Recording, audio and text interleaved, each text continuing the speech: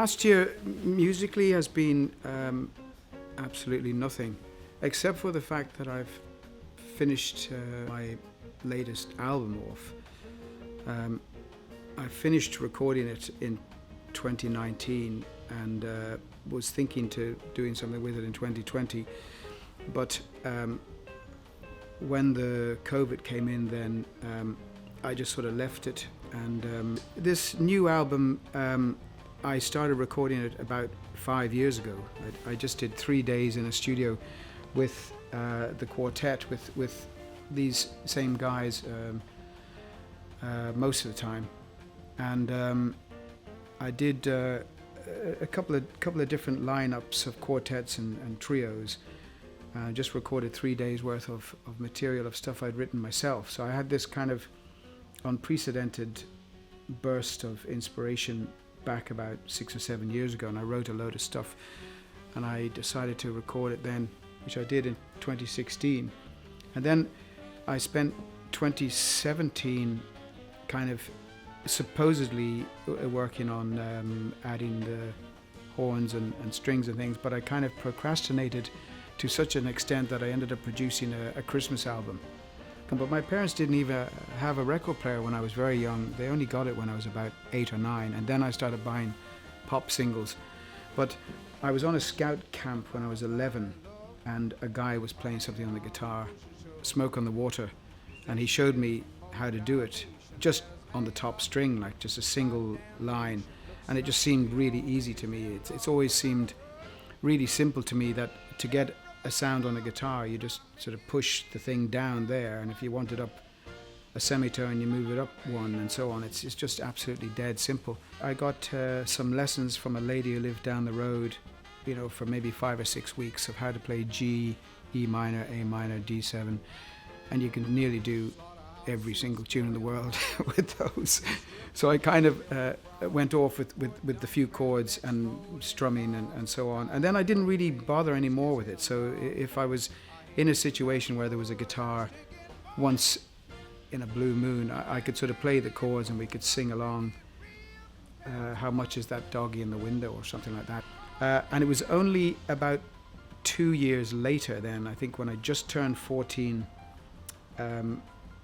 I was moved to a different secondary school, and I met a guy the first day or second day or something, and he said to me, can you play the guitar? And I said, well, a bit. And at that point I still had my G and E minor and so on, but I had met a couple of guys and had learned a couple of riffs like Day Tripper and Rebel, the David Bowie riff, and a thing off Dark Side of the Moon. And when this guy asked me could I play the guitar, he's still my best mate, this guy, funnily enough. We were just turned 14 then. I noticed that in the bundle of school books he was carrying, we were just on our way into a class, I could see he had the chord book for Dark Side of the Moon in his hands. I don't know why he was bringing it into French, but he had it there. And I had to meet him later down in the music room. So I went down with this other guy, and they said, what can you play? And I had this riff off Dark Side of the Moon, and he said, I'm starting a band, I'm just wondering, So I played the riff from Dark Side of the Moon, knowing that he had the book, and he went, right, you're the lead guitarist. So that's how I started in the band. And his best mate at the time was playing bass in another band that had just been formed. If this was the second day of term, they'd formed the first day of term. And he was at this little audition as well, and he said, I'm quitting the other band and joining this band. So suddenly we had a band, and we got a guy who was in the year above who had a drum kit, and we had a 4-piece, 2 guitars, bass and drums, and we kind of played a bit of rock, rock and roll, Deep Purple, Jethro Tull, a bit of punky stuff, Stranglers, things like that. The punk was only just beginning at this point. We weren't really into punk, but it was easy to play as a band, simple chords and lines. And we just got a few rock numbers together and played as the kind of school band. And after I'd been doing that for a year or so, some old friends of mine from the previous school had formed a band unbeknownst to me, and they got in touch with me one day and wanted to borrow my guitar So I went down and played with them, and suddenly I got in with them, and they were much more accomplished, and they were playing kind of progressive rock with funny time signatures and long, epic, bombastic sort of symphonies of rock music, and I got into this with them, and that kind of made me learn a lot of music then, whereas up to then we were just playing rock music by ear. But around about this time then, in about fourth form, I probably picked up on blues stuff then, because if you're playing sort of lead guitar, there's always like a few older guys when you're 14 or 15. There's a few older guys who'll always say, "Have you heard this fella, you know, Eric Clapton or Rory Gallagher or whatever?" And so I started hearing these guys then, and then through them it was a very quick step to discover B.B. King and Albert King and Buddy Guy and Otis Rush and stuff like that. So I just got into the blues stuff then, and by about fifth or sixth form in school, I had a proper blues band going then in the school with the music teacher was playing organ, and I had a bassist and a drummer from outside of school, so it was a much more kind of serious band by about sixth form. So I played on with the guys after we left school with the progressive rock band. That was Xanax Overture. Those guys all went into Trinity, and we played a few gigs in Trinity and stuff like that, and that would have been 81, so that's 40 years ago. And soon after that then I formed the blues band and decided to go that way, and began to meet people in the scene in Dublin. And we started playing in a place called Tommy Dunn's, which had been the Parliament Inn in Parliament Street. And within a few weeks of starting, the place was packed. There was hundreds of people in the place. You couldn't move. It was fantastic. We did that for about a year or 18 months, and then they closed down. And I needed to find a venue fairly quickly. And the guy who was printing my posters told me about this place on Ainger Street where they had a room upstairs. It wasn't a gig venue. It used to be the Thomas Moore House, it was called. JJ had just taken it over a couple of years beforehand. And he might have run the odd gig here and there, but he was mainly running 21st parties and darts competitions and things like this. And I went into him and said, "This fella told me about your room." And he knew him. He said, "Oh yeah, come up and have a look." So he sort of said, we'll give it a trial for a couple of weeks or whatever on a Friday night. And that's basically how we started. And that was the Gripewater Blues Band. We went in there, and I think I played it for 31 years then. This septet is something that I bring out every few years when there's enough kind of reason to get a few horns. Normally we play with the quartet. That's Johnny Taylor on piano, Barry Donoghue on bass, and Dominic Mullen on drums, the guys who are here today. But occasionally I add three horns to it, and we have a load of charts that we add just for a bit of fun. Brendan Doyle I've known since the 1980s on tenor, and Mike Barclay on trumpet I've known a long time as well, and this is Paul. I've only met him today, Paul O'Reilly, and yeah, it's just quartet with a few horns added, like the kind of B.B. King, Ray Charles kind of setup, but playing stuff that might have been sort of borrowed from big band arrangements. Good evening, the people down the back there, and anybody else who might be watching. We're going to start this evening's concert with a tune by the great saxophonist Joe Henderson. This is called The Kicker. 1, 2, 1, 2, 3.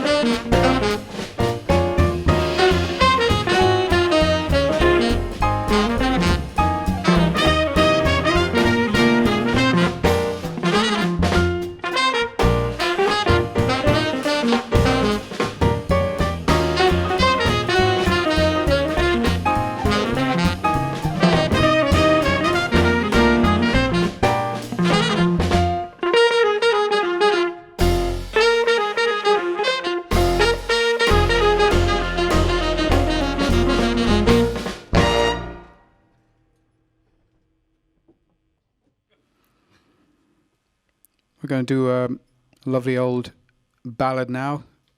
This one written by Harold Arlen. It's called Come Rain or Come Shine.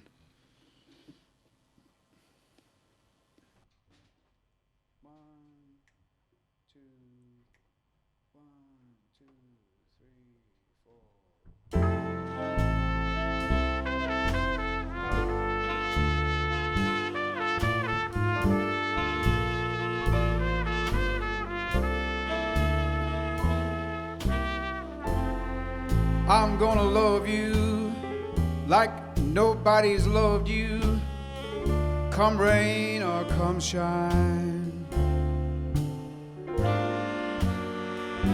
High as a mountain and deep as a river, come rain or come shine.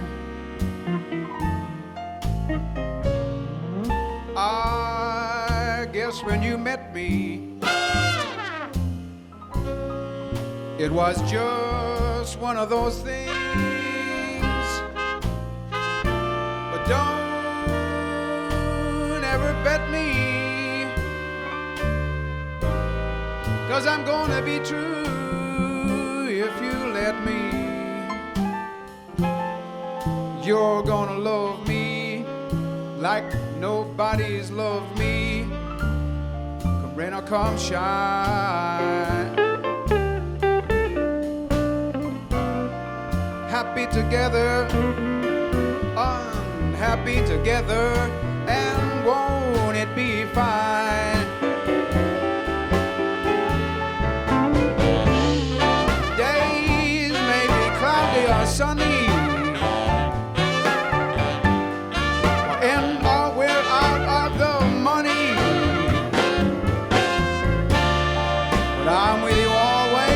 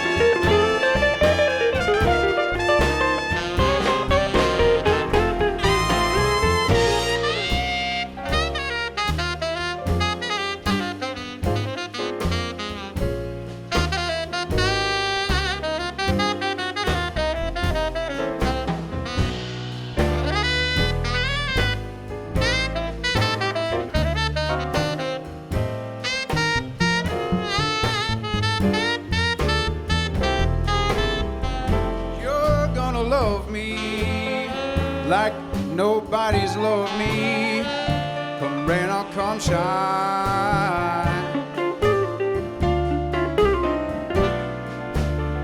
Happy together, unhappy together, and won't it be fine? Days may be cloudy or sunny,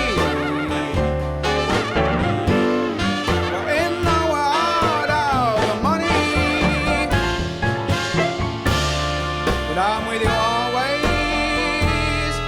I'm with you, rain or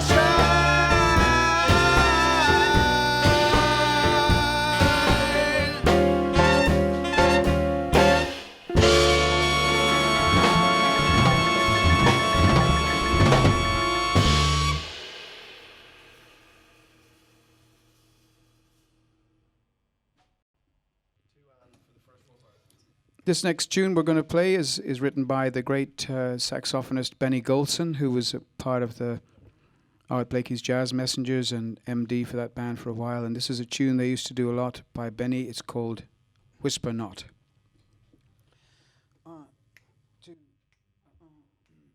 Sing low, sing clear, sweet words in my ear, not a whisper of despair, but love's own prayer. Sing on until you bring back the thrill of a sentimental tune that died too soon. Our harmony was lost, but you forgave. I forgot. Whisper not of quarrels past. You know we've had our last, so now we'll be on key constantly. Love will whisper on eternally.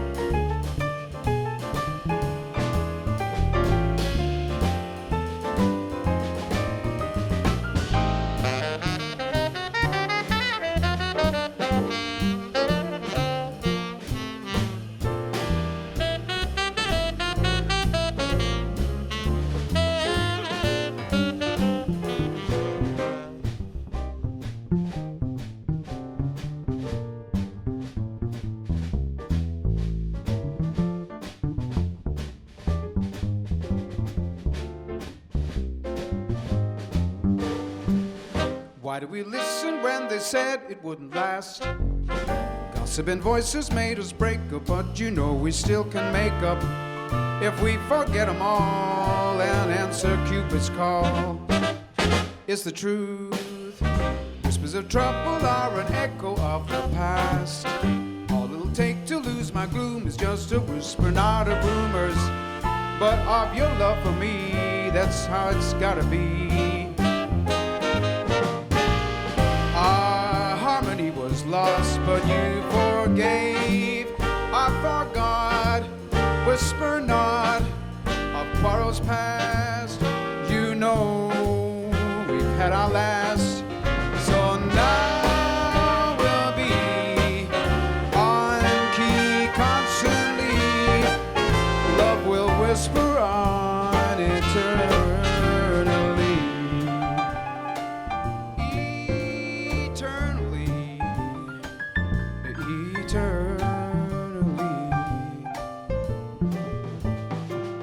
Whispers of trouble are an echo of the past.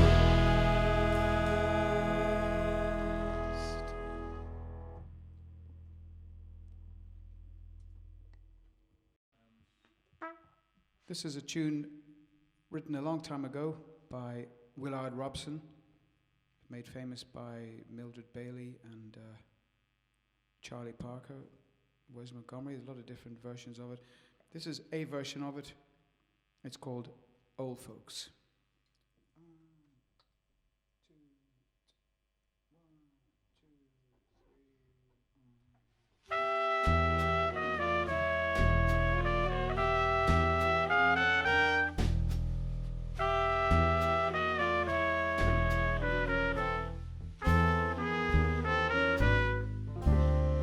Everyone knows him as Old Folks. Like the seasons, he'll come and he'll go, just as free as a bird and as good as his word. That's why everybody loves him so. Always leaving his spoon in his coffee, puts his napkin up under his chin, and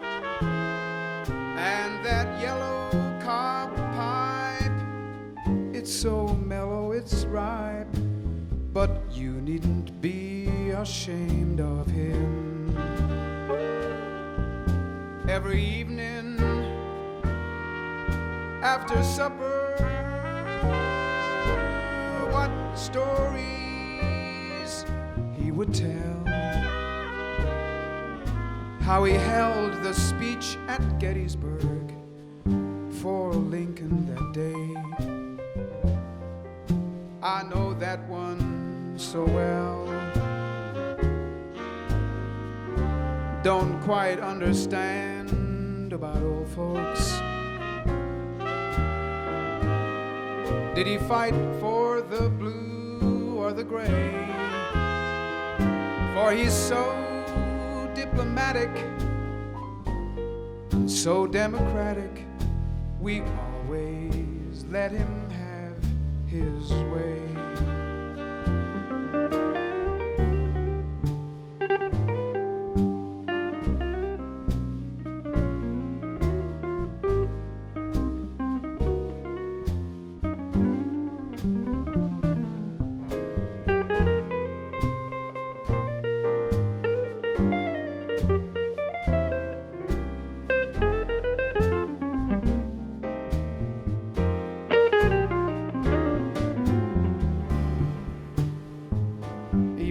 The late train at the station,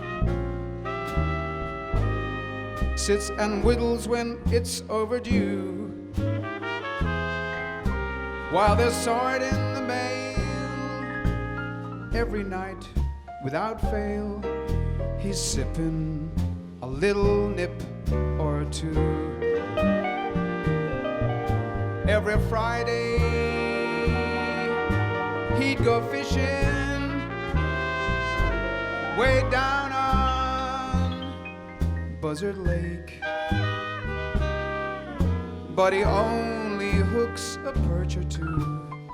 The whale got away, so we warm up a steak. Someday there'll be no more old folks. What a sad old town this will be. Children's voices at play will be still for a day. The day they take old folks away. The day they take old folks away.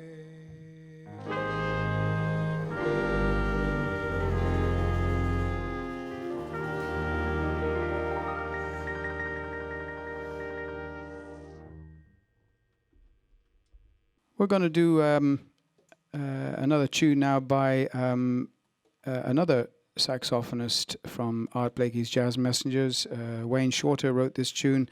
It's called One by One. And we're going to feature our horn players in this one. Mike Barkley on trumpet, Paul O'Reilly on tenor saxophone, and Brendan Doyle on tenor saxophone. One by One.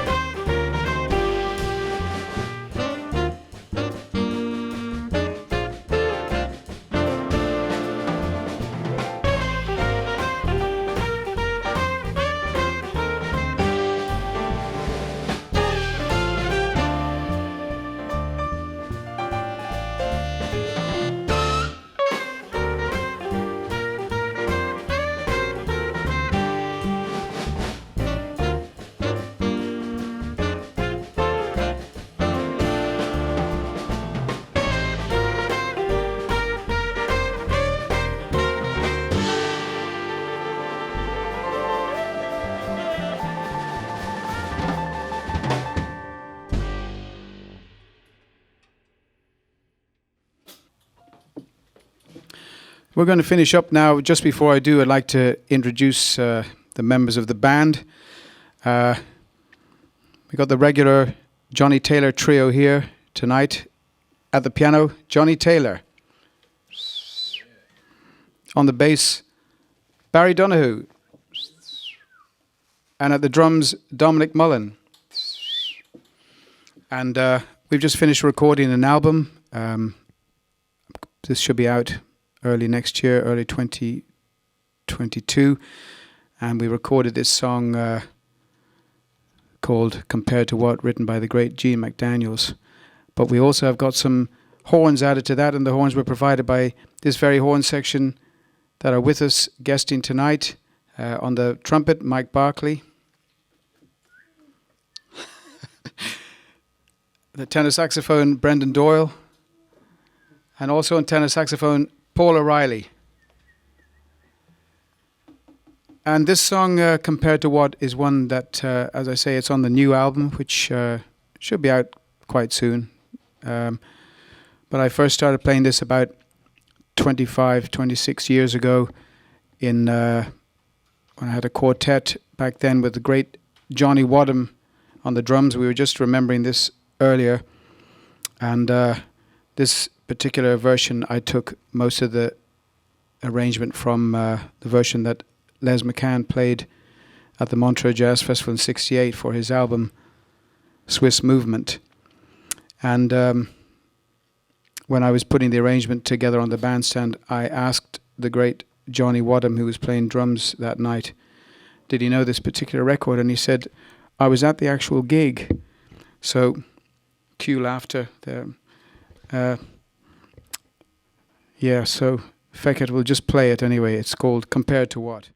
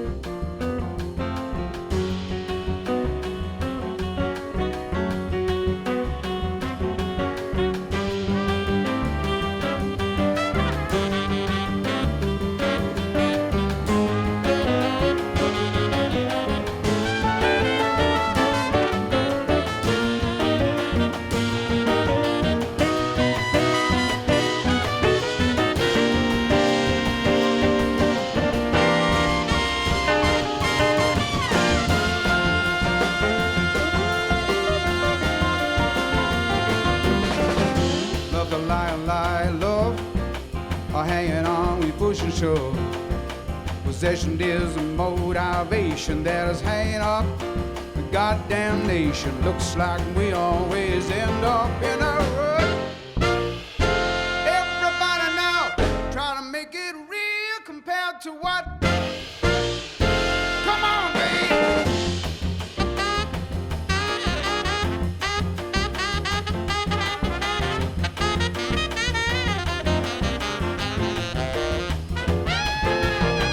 Slaughterhouses killing hogs, twist your children killing frogs, poor dumb rednecks rolling logs, tired old ladies kissing dogs. I hate the human lure that's taking off. I can't stand it. Try to make it real compared to what? Come on, baby.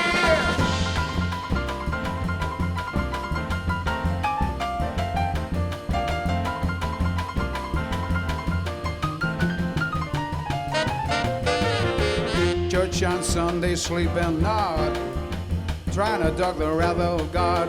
Preachers filling us with fright. They're all trying to teach us what they think is right. They really got to be some kind of nut. I can't stand it. Try to make it real compared to what? Come on, baby.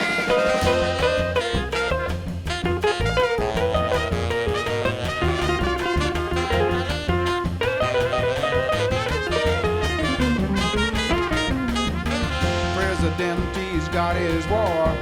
Folks don't know just what it's for. Nobody gives us a rhyme or reason. Have one doubt, they call it treason. We're chicken feathers all without one cut. I can't use it. Try to make it real compared to what? Come on, baby.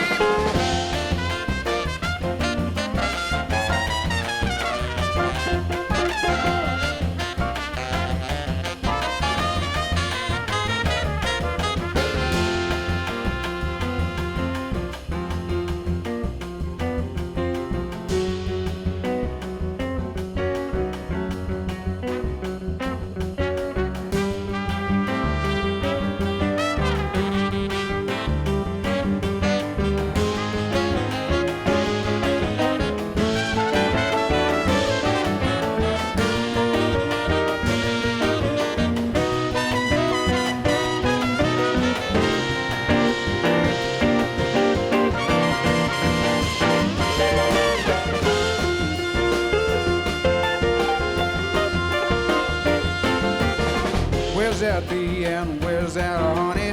Where's my God and where's my money? Unreal values, crass distortion. All kinds of women need abortion. It kind of brings to mind all your